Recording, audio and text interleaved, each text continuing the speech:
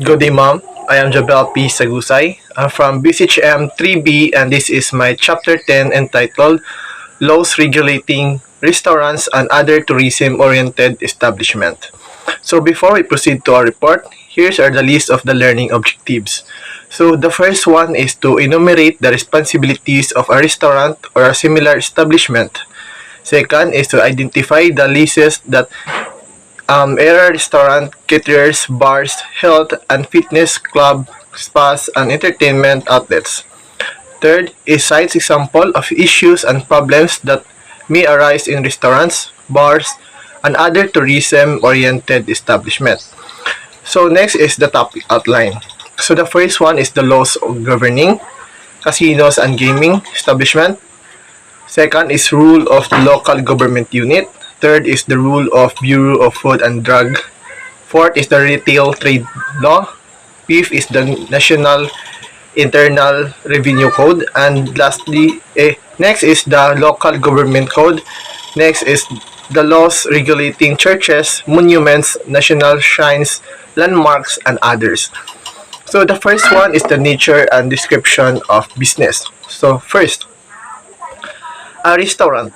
So restaurant is an establishment offering public refreshment and or meals.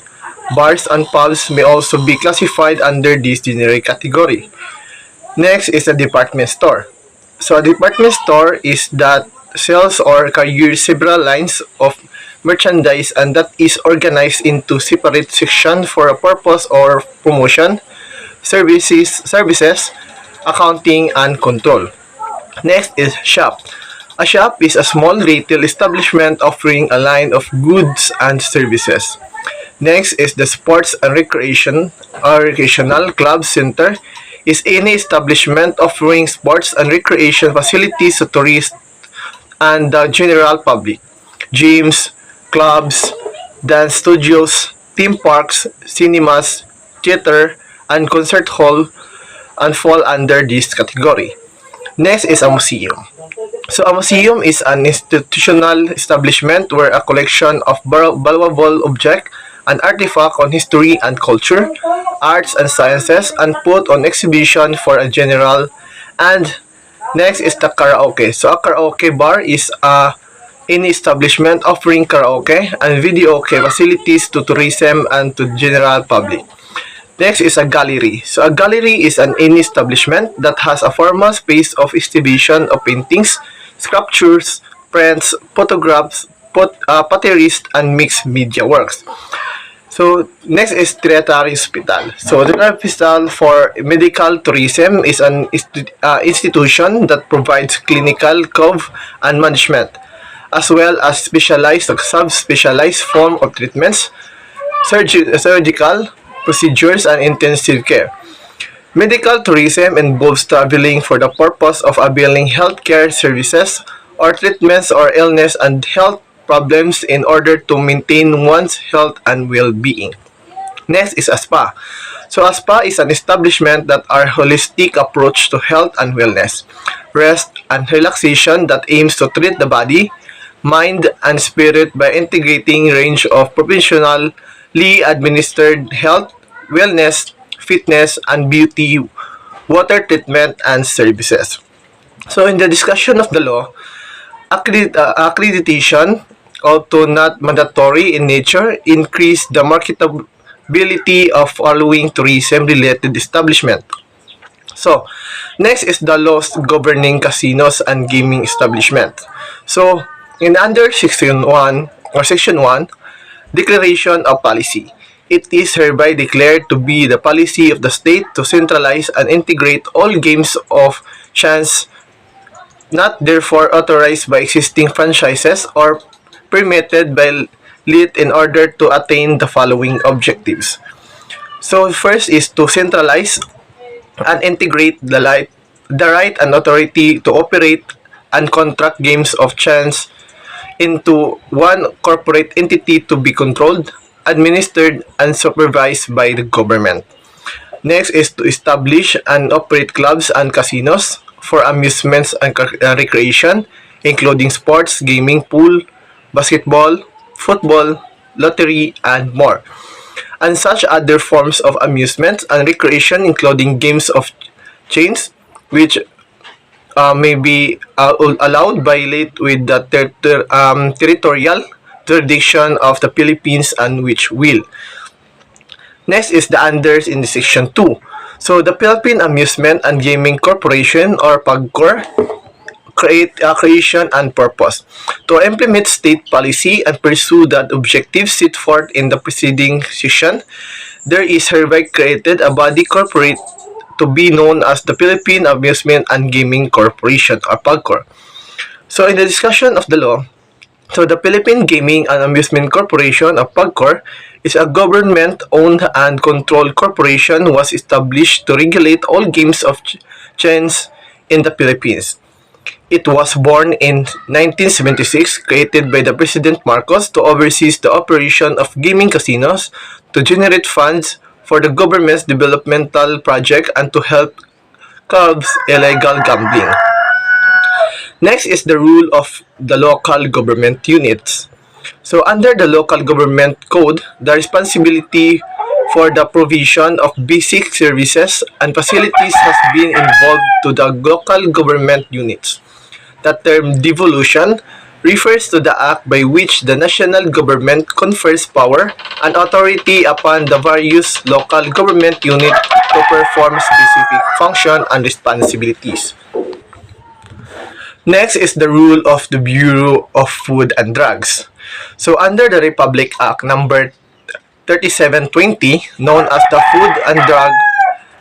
Food, Drugs and Comestic Act, the law seeks to ensure the safety and good quality supply of food, drug, and cosmetic, and to regulate the production, sales, and traffic of the same to protect the health of the public. The Act creates the Bureau of Food and Drug or BFAD to administer the Act. In this regard, establishment involved in the distribution and retailing of processed food, drugs, medical devices into vitro diagnostic reagents, cosmetic, and household hazardous substance product must secure a license to operate from BFAD. So, as a precaution, customers are advised to verify the existence of the license of operation of the establishment outlet, which should be conspicuously display an existence of the applicable BFAD product registration number on the label of product intended to be bought. The absence of such information is indicative of possible illegal sources on product. Next is the retail trade law. So, the retail trade liberalization Liberalization Act of 2000 was enacted on March 7, 2000, which especially repealed Republic Act 1180, otherwise known as the Retail Trade Nationalization Law. So, by virtue of Retail Trade Liberalization Act of 2000, the Philippine retail industry is hereby liberalized to encourage the Filipino and competitive retail trade sector in the interest of empowering the Filipino consumer through lower prices, higher quality goods, better services, and wider choices. This is in the line which is the policy of state to promote consumer welfare in attracting, promoting, and welcoming productive investment that will promote tourism and create more jobs. So next is the laws regulating sales of alcohol. So the National Internal Revenue Code. So the National Internal Revenue Code of 1997 as amended by Republic Act number 9334 on December 21, 2004 has imposed excise tax on the purchase of alcohol. The excise tax rate shall be based on the classification of alcohol content as provided under the law. Next is the Local Government Code. So under said law, every local government's unit shall exercise the powers expressly granted, those necessarily implied therefrom, as well as the power necessary, appropriate, and incidental for its efficient and effective governance, and those which are essential to the promotion of the general welfare, Local government units shall ensure promotion of health and safety and maintenance of the peace and order within their respective territorial jurisdiction. So, in the discussion of the law, in addition, each local of government unit or city or municipality has the authority to enact ordinance intended to prevent, surprise, and impose appropriate penalties for habitual drunkenness in public places and juvenile delinquency. Thus, each local government unit may enforce administrative order or enact ordinance with their respective jurisdiction with respect to the regulation of the sales of alcohol to minors in bar or restaurants, violation of which may be ground for a revocation of license by the local government unit concerned. Next is the laws regulating churches, monuments, national shrines, landmarks, and other. So, important historic e-defenses. So, by virtue of Presidential Decree number 260 on August 1, 1973, the following has been declared the National Shrine Monument and Landmark. So, first is the Santa Ana Sites Museum in Manila. Second is the Roman Catholic Church of Paway and Baraca in Ilocos Norte. Third is the San Agustin Church in liturgical object therein in the Intramuros, Manila. Fourth is the Fourth Pillar in Zamboanga City. Fifth is the Petrograd of Rock Shelter in Angono Rizal. Sixth is the Petrogrally of Alab on Buntok. Seventh is the Stone Agriculture Calendar of the Dapay, Geday, and Basaw, Buntok. 8 is the Mummy Cave of Kabayan, Benguet, Sagada, and Alab, Buntok. 9th is Ifugao Rice Terraces of Banawi and National Cultural Treasures. 10th is the Baroswan Church in Malolos, Bulacan. 11 is the Rad Past in Cervantes in Ilocos Sur. 12 is the Miagao Church in Miagao, Iloilo. 13th is the site of the Battle of Mactan in Mactan Island, Cebu. 14th is the San Sebastian Church in Quiapo, Manila. And lastly, the church and the convent of Santo Niño in Cebu City. So, in discussion of the law, the Santa Ana Site Museum in Manila, the Roman Catholic Churches of the Puay and Bacara in Ilocos Norte, and San Agustin Church and liturgical object therein in the Intramuros, Manila, Fourth Pillar, Zamboanga City, the patrons of Angono, Rizal, and others. It is already hereby declared as the National Cultural Treasure along the lines of Section 3 and 7 of Republic Act 4846. Defining cultural properties and treasure are their preservation, restoration, and or construction shall be under the supervision and control of the National Museum in collaboration with the Department of Tourism. Next is the vandalism or malicious mischief. So in the Article 327 or 327, who are liable for miscellaneous mischief, any person who shall deliberately cause to the property of another any damage shall be guilty of miscellaneous mischief. In the Article 328, special cases of miscellaneous mischief, any person who shall cause damage to the National Museum of National Library or to any archive or registry shall be punished. And under the Article 331 or 331, destroying or damaging statues, public monuments, or paintings, any person who shall destroy or damage statues or any other useful of ornamental public monuments shall suffer the penalty. So any person who shall destroy or damage any useful ornamental paintings or public nature shall suffer the penalty. So in the discussion of the law, malicious mischief is the crime usually committed by customer, visitors, or bypasser in recreation center, museums, galleries, cinemas, theaters, churches, cultural landmarks, and other related tourism sites. Security measured for the admission of the customers or visitor must not be taken lightly and should be strictly implemented. Next is the poisoning.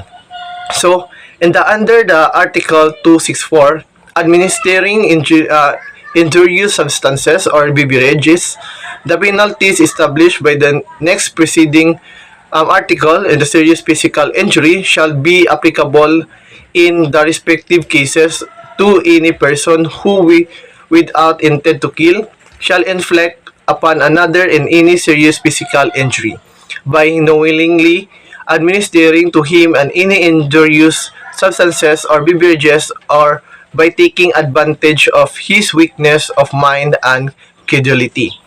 In the Article 265, less serious physical injuries.